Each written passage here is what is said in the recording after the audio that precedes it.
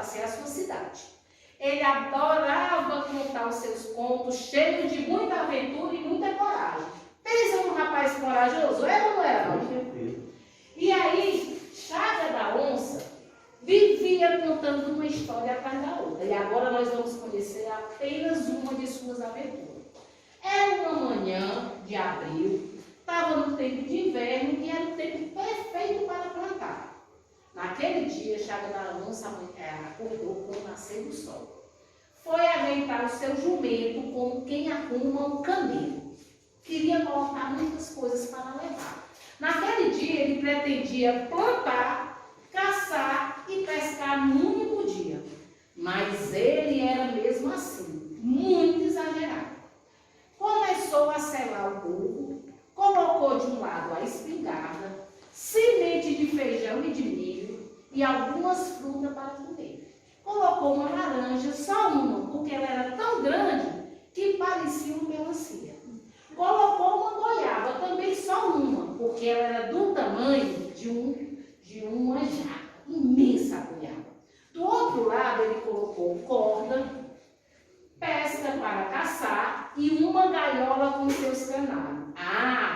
Ele nunca saía sem os seus canários, porque ele adorava viajar ouvindo música. Hoje em dia a gente tem música no carro, tem? Gosta de ouvir as músicas no carro? Pois ele tinha os canarinhos que tocavam de tudo.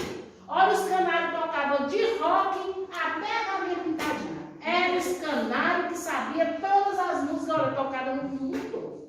E aí Chaga da Onça gostava de ouvir Luiz Gonzaga. Mas os canários, só para fazer raiva do velho, nunca cantavam Luiz Gonzaga. Gostava de cantar as músicas que ele não gostava muito, que era dos rock. E aí, quando ele começava a andar, ele já começava a se aborrecer. Estava tudo pronto para a viagem. Seu Chaga se despediu da mulher, uma mulher linda, maravilhosa, parecia uma Alice, e dos seus 30 filhos. E aí seguiu a viagem na estrada de terra batida. E aí começou a pensar. O que é que ele deveria caçar naquele dia? Resolveu caçar uma cutia. Vocês conhecem cutia? Cutia é um roedor que era muito apreciado pelos os caçadores de Tianguá, que eles iam caçar e se encontravam lá no Mocosal. Por isso que o Mocosal é chamado de Mocó é significado de roedores. E aí seu Chaga disse, eu vou caçar uma cutia, agora eu quero uma cutia grande. Eu não quero uma cutia. No município a gente não precisa saber a nossa história, as nossas origens para a gente se conhecer.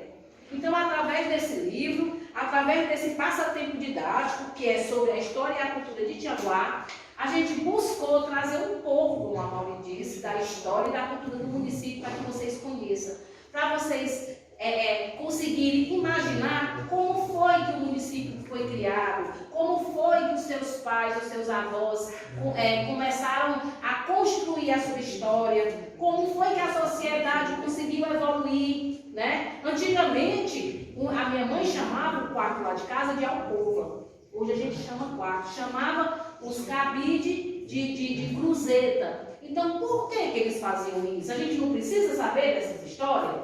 A gente não precisa saber quais são os limites do município? Vocês conhecem os limites do município?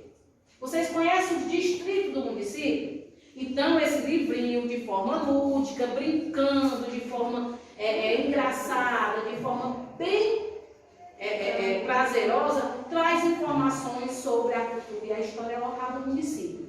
Para que vocês conheçam de onde vieram e como foi que vocês chegaram com essa concepção até hoje. Vocês trouxeram os ensinamentos dos seus pais, que trouxeram dos seus avós, que trouxeram dos seus tataravós. Então, a gente tem que saber isso. Eu tinha um aluno que ele vinha do sítio e ele dizia assim, professora, eu não cheguei cedo porque eu estava varrendo a minha casa. Aí os meninos começavam a rir, eu disse, vocês estão rindo por quê? Porque ele chama varrendo, varrendo. Mas vocês sabiam que aqui a gente teve a presença do espanhol, que a gente teve a presença do italiano. E aí, quando eu fui fazer mestrado lá no Paraguai, a professora dizia assim, Banha, eu presente. Meu nome é Vânia, mas ela me chamava de Banha. Sabe por quê? Porque em espanhol, em italiano, o V tem som de B. Então aquela criança não estava falando errado. Ela estava trazendo um vício de linguagem porque ela ouviu o avô, o pai, a mãe falando daquela forma. E a gente precisa saber disso. Olha, os amigos estavam mandando dela, mas quem estava errado, a gente estava tirando, caçoando da coleguinha, porque não sabia de nada, né? Então a gente precisa conhecer a nossa história,